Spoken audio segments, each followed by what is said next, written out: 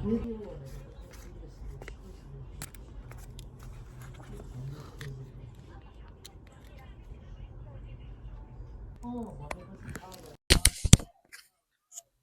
Guys welcome back to the another video. I hope सबैजना सन्चै हारे हुनुहुन्छ होला। मैले बहिनीको लागि भनेर किनेर राखिदिएको थिएँ कि हुडी चाहिँ। बहिनीले मलाई एउटा हुडी चाहियो भन्थिन् होइन, स्पाइडरम्यानको हुडी हो यो पछाडिको। किनेर राखेको थिएँ। अब घर जान्छु भनेर तुरन्तै अहिलेसम्म त म सायद घर पनि हुन्थ्यो होला। नयाँ घर छोटो छ मलाई, धेरै छोटो छ।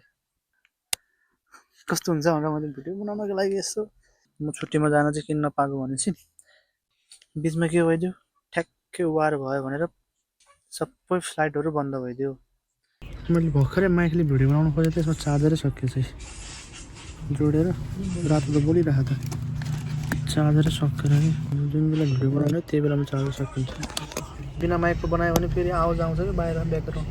भाइले एउटा फेरि भाइले फ्री फायर खेल्दा हुन्छ, एउटाले घुँ गर्छ, दिमाग खराब। भिडियो बनाउँला भने चाहिँ त्यस्तै हुन्छ भिडियो बनाउने दिनमा। जुन दिन भिडियो बनाउँछु भने आउँछु त्यही दिन यस्तै हुन्छ। लाइटिङ राम्रो आएको छ होइन, जे होस् पछाडि